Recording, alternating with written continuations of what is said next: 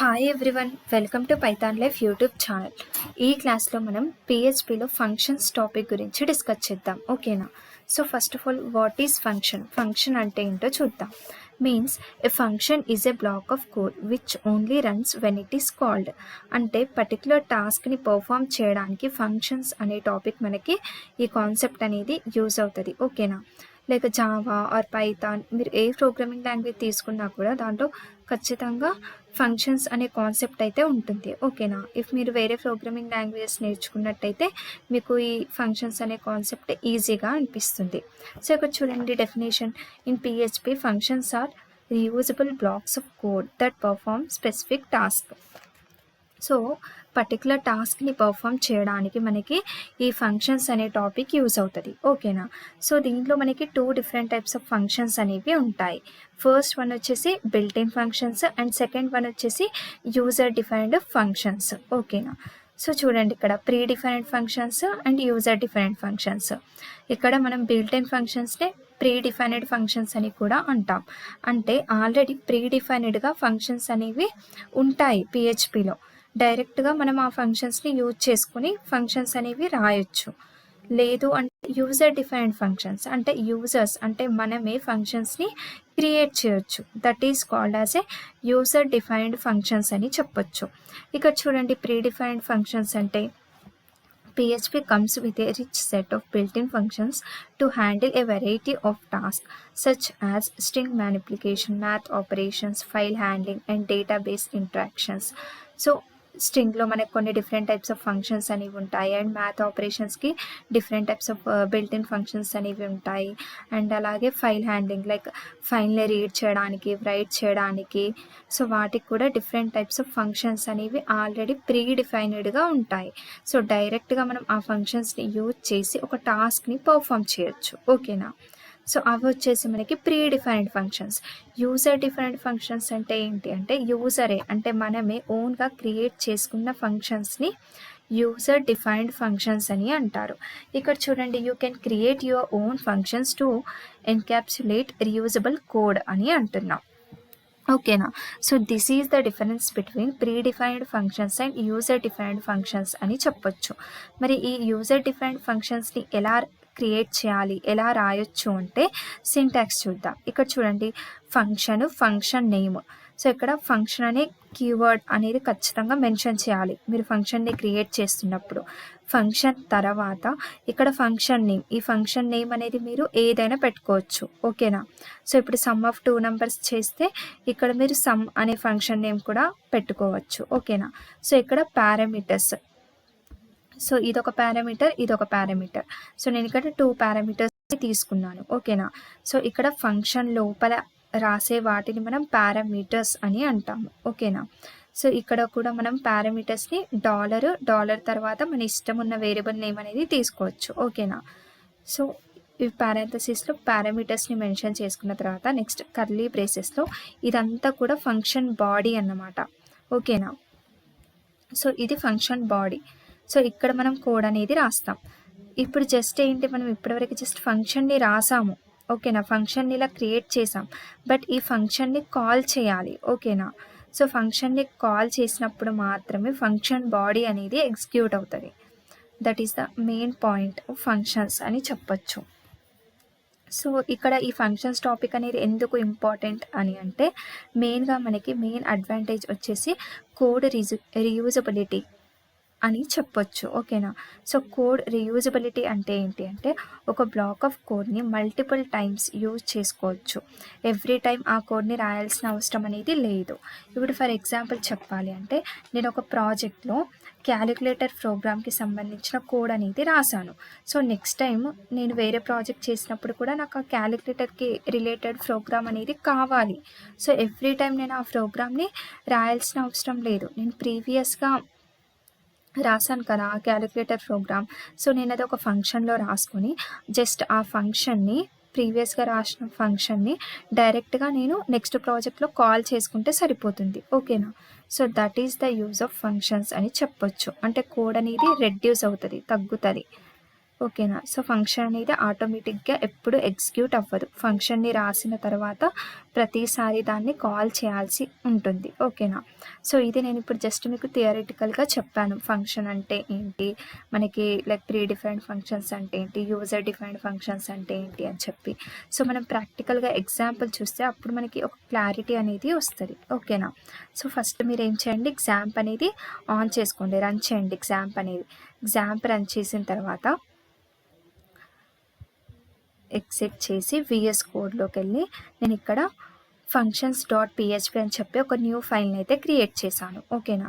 So ఇక్కడ ఈ functions.phpలో నేను ఈ ఎకో హాయ్ తీసేసి ఇక్కడ ఇప్పుడు మనము ఫంక్షన్ని ఎలా క్రియేట్ చేయాలో చూద్దాం. Creating a function. So first ఏంటి, కీవర్డ్ ఫంక్షన్ కదా. సో ఫంక్షన్ యొక్క నేమ్ కదా, మెసేజ్.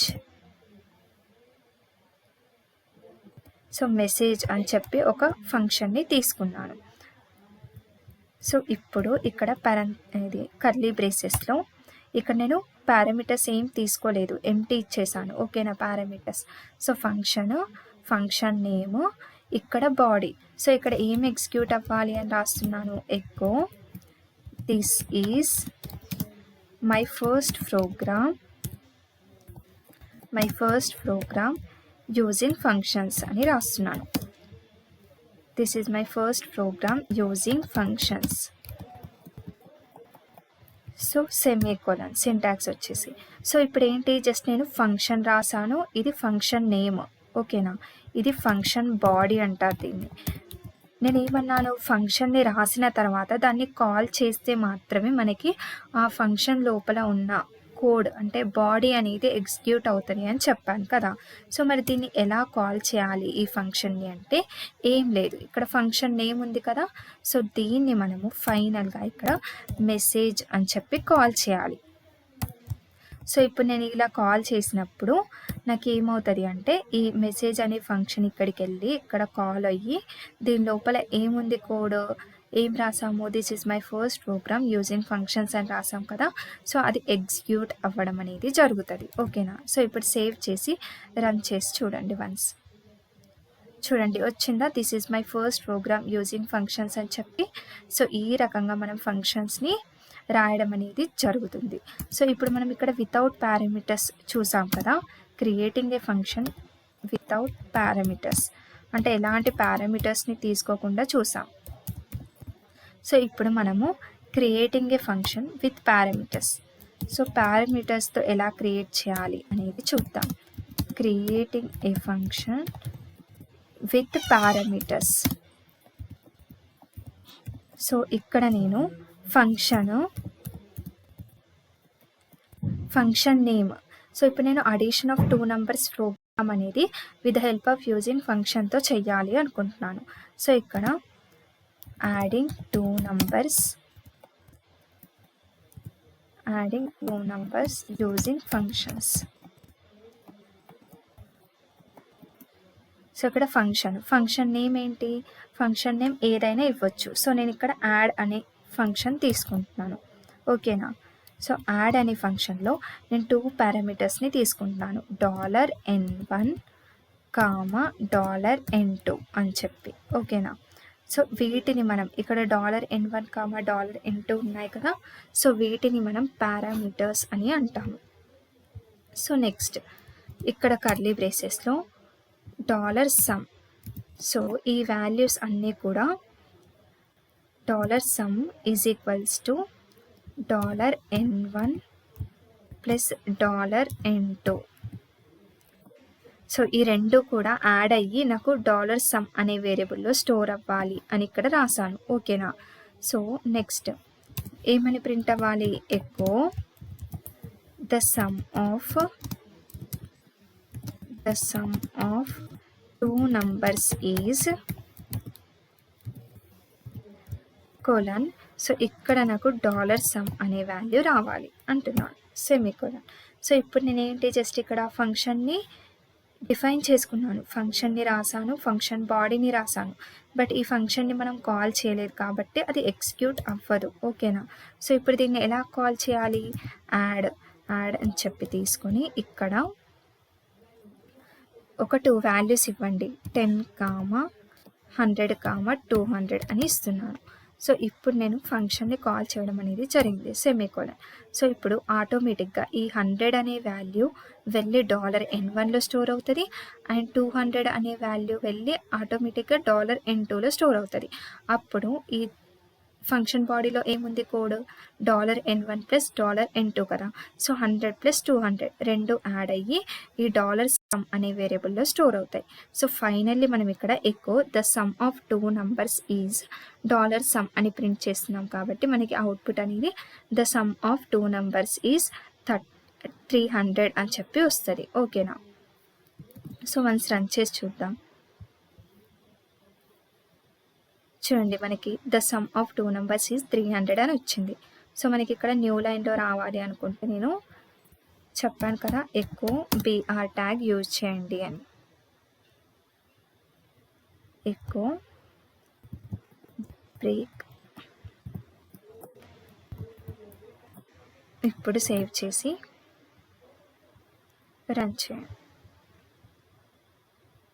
చూడండి, మనకి the sum of 2 numbers is 300 అని చెప్పి వచ్చింది మనకి అవుట్పుట్. ఓకేనా? సో ఈ రకంగా మనం ఫంక్షన్స్ని రాయడం అనేది జరుగుతుంది. సో ఇక్కడ చూడండి, మనం వీటిని పారామీటర్స్ అంటాము. ఈ 100, 200 ఉన్నాయి కదా, వీటిని మనం ఆర్గ్యుమెంట్స్ అని చెప్తాం. ఓకేనా? ఆర్గ్యుమెంట్స్. సో ఈ రకంగా మనం ప్రోగ్రామ్స్ అనేవి రాస్తాం. సో మనం మరి ఫంక్షన్ని ఒకేసారి కాల్ చేయొచ్చా అంటే కాదు, మనం ఒక్క ఫంక్షన్ని మనం మల్టిపుల్ టైమ్స్ కాల్ చేయొచ్చు. ఫర్ ఎగ్జాంపుల్ చెప్పాలి అంటే ఇప్పుడు ఇక్కడ చూద్దాం ఒక example. Calling function multiple times.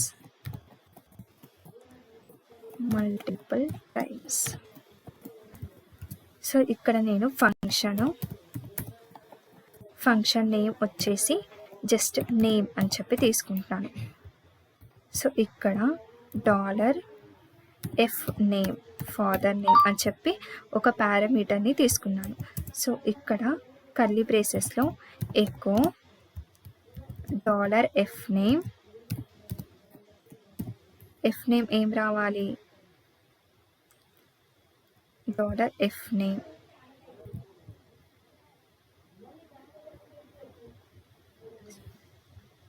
So ఇక్కడ సెమీకోలన్ ఇచ్చేసి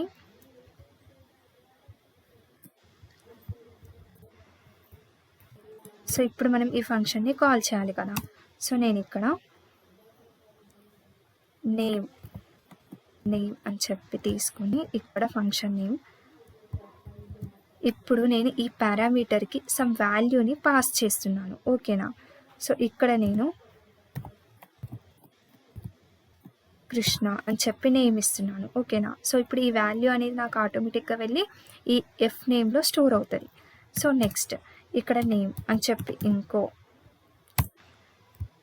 నేమ్ని అంటే ఇంకో వాల్యూని నేను పాస్ చేస్తున్నాను. సో ఇక్కడ రామ్. సో ఇప్పుడు ఇంకా నేమ్.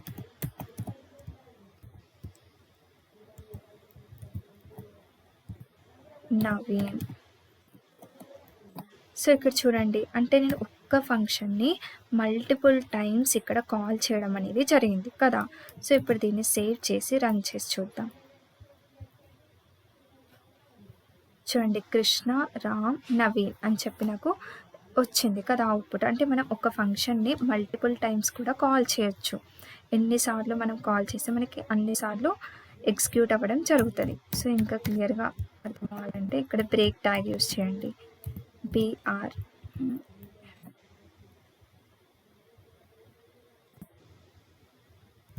Break semicolon. ఇప్పుడు వన్స్ రన్ చేయండి. చూడండి, ఇప్పుడు క్లియర్గా వస్తుందా? కృష్ణ, రామ్, నవీన్ అని చెప్పి. సో ఈ రకంగా మనం ఒకే ఫంక్షన్ని మల్టిపుల్ టైమ్స్ కాల్ చేయొచ్చు. నెక్స్ట్ మనం ఇక్కడ ప్రింటింగ్ స్టేట్మెంట్ అనేది లైక్ ఎకో కాకుండా రిటర్న్ అని కూడా యూజ్ చేయొచ్చు. సో దానికి ఎగ్జాంపుల్ చూద్దాం.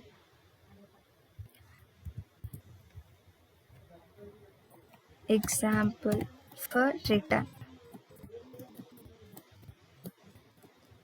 సో ఇక్కడ చూడండి ఫంక్షన్ సేమ్ అదే సమ్ ఆఫ్ 2 numbers ప్రోగ్రామే రిటర్న్ యూజ్ చేసి చేద్దాం. సో సమ్ అనే ఫంక్షన్ తీసుకున్నాను. ఇక్కడ వాల్యూస్ వచ్చేసి $x, $y అని చెప్పి 2 పారామీటర్స్ తీసుకున్నాను. సో పారామీటర్స్ని తీసుకున్న తర్వాత కర్లీ బ్రేసెస్లో $zలో ఈ 2 వాల్యూస్ని సమ్ చేసి స్టోర్ చేయాలి అనుకుంటున్నాను. So $x plus $y. ఓకేనా, సెమీకోలన్, ఎంటర్, రిటర్న్. సో ఇందాకేంటి నేను ఎకో యూజ్ చేసి $zని ప్రింట్ చేశాను కదా. సో నేను ఇప్పుడు ఇక్కడ రిటర్న్ $zని ప్రింట్ చేస్తున్నాను. ఓకేనా, సో ఇక్కడ నేను ఎకో నాకు ఏమేమి వాల్యూస్ని యాడ్ చేయాలి అనుకున్నాను అంటే 100 plus 200 is equals to dot. ఇక్కడ ఫంక్షన్ని కాల్ చేస్తున్నాను. సమ్ ఆఫ్ ఇక్కడ వాల్యూస్ని పాస్ చేయండి. 100, 200 అని చెప్పి ఇస్తున్నాను. డాట్ నాకు ఇక్కడ బ్రేక్ అవ్వాలి, ఒక్కో అవుట్పుట్ అనేది ఒక్కో లైన్లో రావాలి కాబట్టి నేను ఇక్కడ బ్రేక్ ట్యాగ్ అనేది యూస్ చేస్తున్నాను. సో నెక్స్ట్ అలానే ఎక్కువ నాకు ఇక్కడ ఇప్పుడు some of 300 plus 200 is equals to dot. So dot అనేది ఇక్కడ ఎందుకు కన్కాటినేషన్కి యూజ్ అవుతుంది. ఓకేనా, సమ్ ఆఫ్ 300 డాట్ 200. ఇప్పుడు డాట్ బ్రేక్ ట్యాగ్ అనేది యూజ్ చేయాలి. నెక్స్ట్ అలానే ఎక్కువ 400 plus 400 is equals to dot sum of 400, 400 dot double కోట్స్లో బ్రేక్ ట్యాగ్.